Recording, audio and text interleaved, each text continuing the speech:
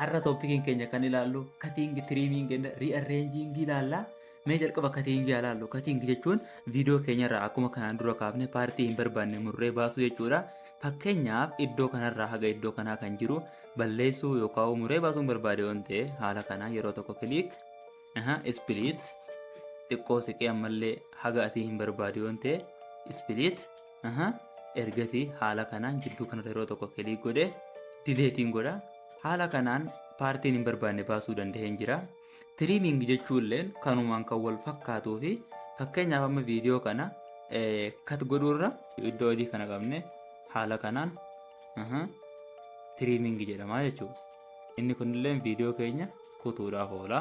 Okay, asirratti wanni biraa inni murteessaan fakkeenyaaf amma viidiyoo kana kiliippiin sadaffaarra jiru kun jidduurra inni jidduurra jiru tokkoffaarra dhufuu qaba yoo ta'e ri'arreenji godhuudhaaf haala kanaan quba kiyyaa yeroo tokko qaqqabee yeroo haala kanaan naaf fidu haala kanaan harkisee tokkoffaarra yoo geessuu barbaade tokkoffaarra geessaa jechuudha. Akkasuma kiliippii lammaffaarraa kana dhumarra geessuu yoo barbaade haala kanaan gad qabee gara mirgaatti oofuun dhumarra geessuu hin danda'a jechuudha haala kanaan. Inni kun ri'arreenjiingi jedhama. Okay, asitti ammallee wantoota ogummaa keessan xiqqoo kaffee godhanii fi viidiyoo keessan bareechuu danda'an keessaa inni murteessaan tiraanzishiniidha. Eega haala kanaan kiliippii keenya mummurree waan hin barbaanne keessaa baafnee booda tiraanzishinii dabaluudhaaf iddoo adii kanarra haala kanaan yeroo tokko kiliikiin godha. Haaluma argaa jirtaniin kaapkatiin tiraanzishiniiwwan babbareedaa garaagaraa baay'ee of keessaa qaba. Laayit effeekti kan jedhu ilaallee seentanii tiraanzishiniiwwan baay'ee jira. Kaameeraa jalas tiraanzishinii baay'ee jira. Bilar, beezik, maask. Fakkeenyaaf isa kana fayyadamee isinitti argisiisu. Akkuma jalatti argaa jirtan duureeshinii isinii fida. Tiraanzishiniin keenya kun yeroo hagamiif akka turuudha. Isa kana haala kanaan gara bitaa fi mirgaatti harkisuudhaan sirreeffachuu dandeessu. Ergasii raayit jettu. Okay, tiraanzishiniin keenya kana fakkaata. Kiliippii tokkorraa kiliippii tokkotti yeroo ce'u bifa kanaan bifa bareedaa ta'een ce'uu danda'ee jira jechuudha. Kanatti aansuudhaan animeeshinii ilaalla. Animeeshinii viidiyoo irrattis, footoo irrattis ta'ee barreeffama irrattis fayyadamuu dandeenya. Fakkeenyaaf viidiyoo irratti fayyadamuudhaaf haala kanaan yeroo ta'u kiliik erga goonee booda animeeshin kan jedhu kana filanna. Animeeshiniin gosa sadii jira. Akkuma asirra mul'atu in, outii fi kompoo jira. In jechuun barreeffamni yookaan viidiyoon sun yeroo galu bifa kamiin akka galuudha. Kaapkatiin teempileetiiwwan baay'ee qaba. Isa keessaa kan viidiyoo keessanii waliin deemu ilaaltanii fayyadamuu ni dandeessu. Inni itti aanu aawutiidha. Barreeffamni yookaan viidiyoon yookiin footoon sun yeroo bahu bifa kamiin akka bahudha. Isa kanaafis kaapkatiin teempileetii baay'ee qaba. Haala kanaan kiliik gootanii akkuma as jala mul'atu duureeshinii isaa haala kanaan akka isinitti tolutti akka viidiyoo keessanii waliin deemutti sirreeffattanii raayit gootu. Asirratti animeeshiniin footoo yoo ta'e maal akka fakkaatu isinitti argisiisu overlay add overlay jedhee footoo tokko haa filadhu. Haala kanaan add argaan godhee booda animeeshin kan jedhu kanarra tuqaa.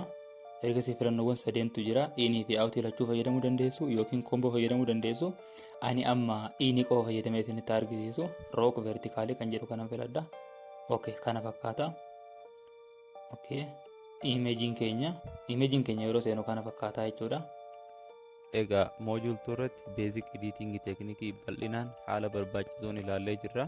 Faayiloota akkamitti impoortii akka goonu, aspeekti reeshoo akkamitti akka sirreessinu, slow mooshinii akkamitti akka hojjannu, ispiidii akkamitti akka jijjiirru, kiroop akkamitti akka goonu, miirar, riivers, rooteet akkamitti akka goonu, akkasumas kat, tiriimii fi ri'arreenji akkamitti akka goonu, viidiyoo keenya akkamitti iskeel yookiin akkamitti akka guddifnu, dhumarratti ammoo tiraanzishinii fi animeeshinii garaagaraa akkamitti akka fayyadamnu bal'inaan ilaallee jirra. Amma moojul 3 effect and enhancement irra geenyee jira. Mee irra waa'ee continuity ilaalla. Isa kana jechuunis namni tokko yeroo haasa'u iddoo itti hafuura baafatu yookiin iddoo itti gaaffii qabu san viidiyoo keenyarraa cut out goonee baasuudha. Isa kanaafis viidiyoo keessan dhageeffachaa fakkeenyaaf ani earphone gurratti kaadhatiin viidiyoo kiyya edit godha. Isinis akkasumatti sagalee viidiyoo keessanii akka dhageessanitti ergasii viidiyoo keessan haala kanaan bantanii haala kanaan zoomiin gootu. Haala kanaan taayimlaayinii keenya haala kanaan bal'ifna.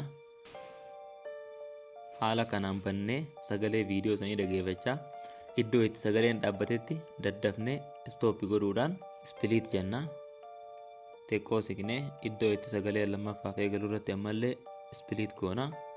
Haala kanaan iddoo itti namni sun hafuura baafatu yookiin iddoo itti sagaleen dhaabbatu san haala kanaan select godhuun delete goonaa jechuudha. Haaluma kanaan viidiyoo keenya hundarraa deemnee sagalee isaa dhageeffachaa iddoo itti namni sun hafuura baafatutti stop goonee select goonaa split ammallee xiqqoo siqnee iddoo itti namni sun lammaffaaf haasawuu eegaluurra deemnee split goonaa ergasii paartii jidduu kana haala kanaan select goonee delete godhuudha. Haaluma kanaan viidiyoo keenya hundarraa deemnee xumurraa yeroo kana continuitiin viidiyoo keenyaa eegamee jira jechuudha.